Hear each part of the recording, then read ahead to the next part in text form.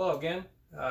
It's another week of Whiskey Newbs. I'm Kevin, and I'm sure you'll notice that my co-host Doriana is not here this week. Uh, Last week, she announced in the video that her back was bothering her some. So it's not any better this week. It's actually a little bit worse. So she's going to be taking today off, and I figured I would just try to do this solo. It seems like I do most of the talking anyway during the videos. I have a tendency not to give people too much room to talk sometimes, so hopefully it works well this week, and if not, then I'll know next time just to take a week off. And you know, you can leave comments, let me know how bad or good I did on my own solo. But with that out of the way, we were going to do a different one, but with me here solo, I figured I would review something that we just tried yesterday. Have never tried it before. I've never actually tried a whiskey out of Oregon before, so I figured, hey, why not? I'll try the first one that I look at. And the first one that I saw that wasn't too expensive was Burnside Oregon Oaked Bourbon. It is distilled in Portland at a distillery called Eastside Distillery that was founded in 2008. I could not find a whole lot of information about this place. It's a smaller craft distillery. But yeah, Burnside, 46% alcohol, 92 proof. It's finished in Oregon oak barrels. I'm guessing oaks that are around here. Maybe. I'm not sure. And they're supposed to be Gariana oak barrels. I'm not quite sure what Gariana says. Coruscus Gariana glorified or glorious Oregon oak. So I'm guessing that's some oak trees that are here. I'll give myself a little bit more today. I'll do the drinking for both of us today. We'll have to see how it compares to trying it last night. But yeah, I couldn't find a whole lot of information about this place. They did say that they made the bottle design after, band posters and stuff that you'd see posted around, just simple band posters, not with a whole lot of flair to it. So kind of strikes me as more of a hipster type of thing. Portland's kind of got that vibe, a little hipstery, which there's nothing wrong with that. I like the bottle design. It's a very nice bottle design, simple, and I like the color for it. Like a teal blue with one red. That's not bad. I like it. All right, let's see what we get from our smell here. And right off the bat, it's kind of light. It's definitely got a little woody sweetness to it. It's very sweet. Normally I'd be getting a lot of honey or cinnamon or some kind of spice, maybe some kind of gingerbread, butter bread, something like that. But all I'm really getting is like the sweet malt, and some alcohol ding to it, some little burn to it. It's just it doesn't smell very characteristic. Have big flavors that just punch right out at you. Everything is really muted, and that's never that. Or so far, that hasn't been the way I've went for bourbons. I like ones that are more robust, have a lot of flavor to them, a lot of wide ranges of smells where you're searching for those smells. And here it just smells sweet. Maybe a very light spicy smell.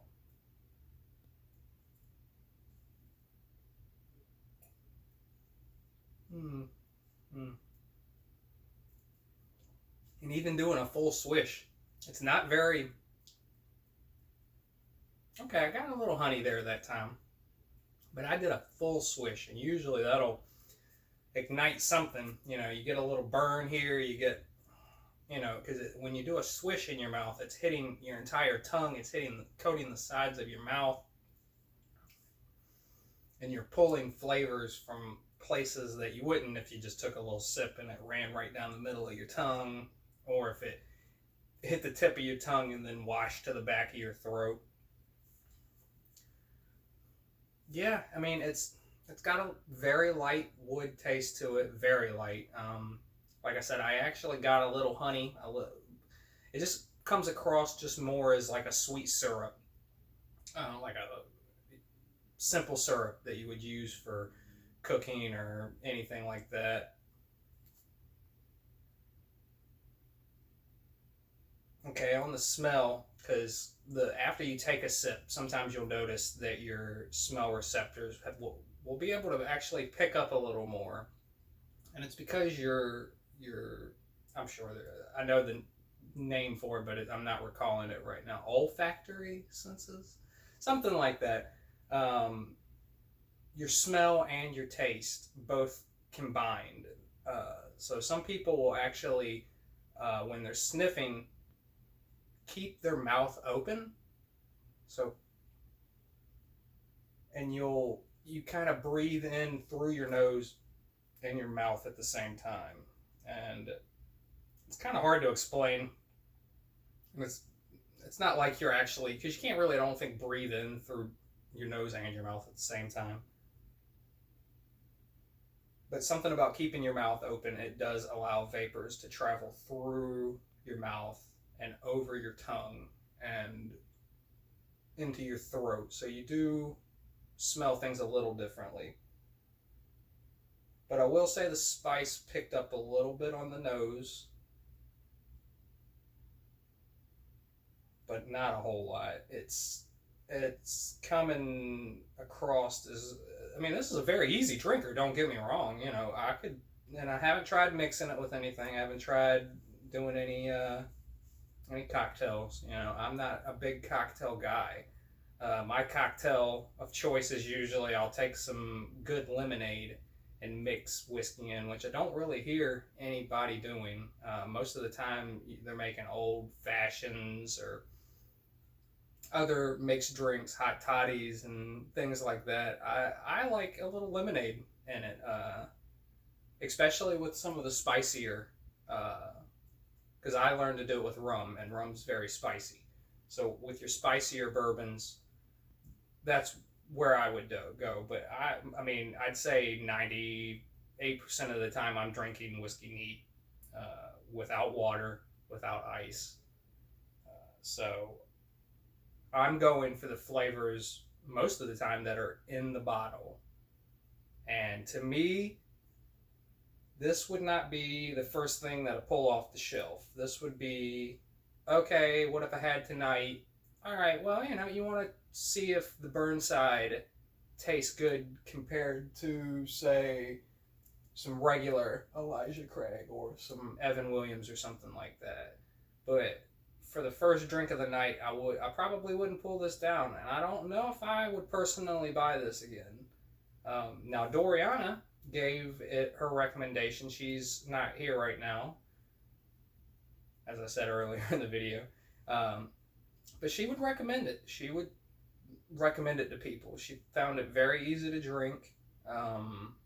Like I said, no alcohol burn for a 46%er, but I look for a little more vivaciousness, I guess you could say, in my taste palette for whiskey. I want something that has a lot of bold flavors, and that might be why the barrel proof is coming to me now. Like, I've tried that more over the time since we reviewed it, and that is a very vivacious drink. I mean, you're going to get a lot of flavors out that, but you can't drink a lot of it. This you could drink a whole glass of this, and other than getting a really good buzz, I don't know if you're going to get a lot of flavor out of this. So I don't know if I would buy it again.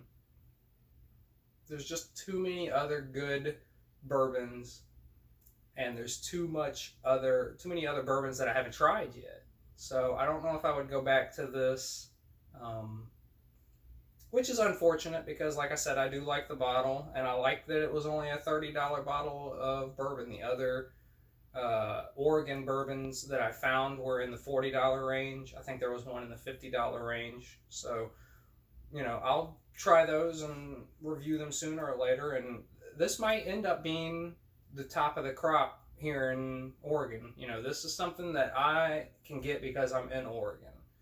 I do not know if, since this is a craft bourbon, that you're going to be able to find it in your state very easily.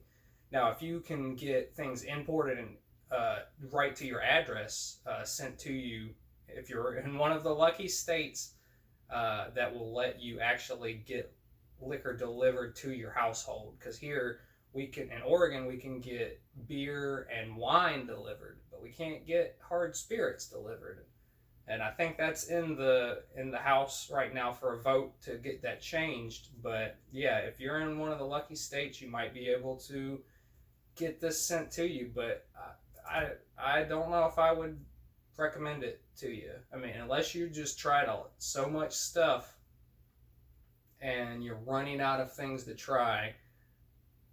Yeah, I mean, this will be the first one I think that I haven't recommended. And I mean, and that's unfortunate, but that's also the name of the game. When you're trying things that you haven't either looked up the review for, you don't know what other people think. And I even looked up the reviews for this. They're not bad. They're in the mid 3.5s out of 5, so more people like this than dislike it. But again, I like the bold flavors, and there's absolutely nothing wrong with liking different bourbons.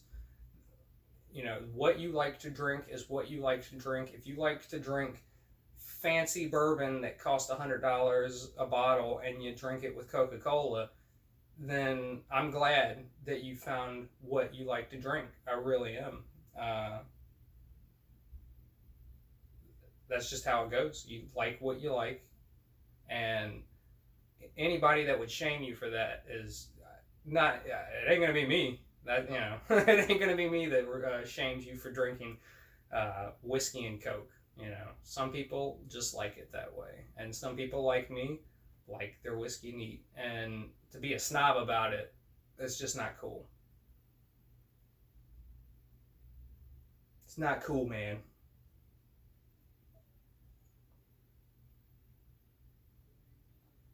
Mm.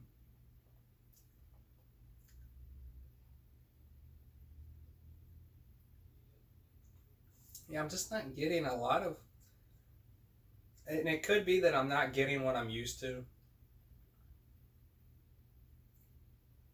tastes a little green that time, maybe a little plant fibery.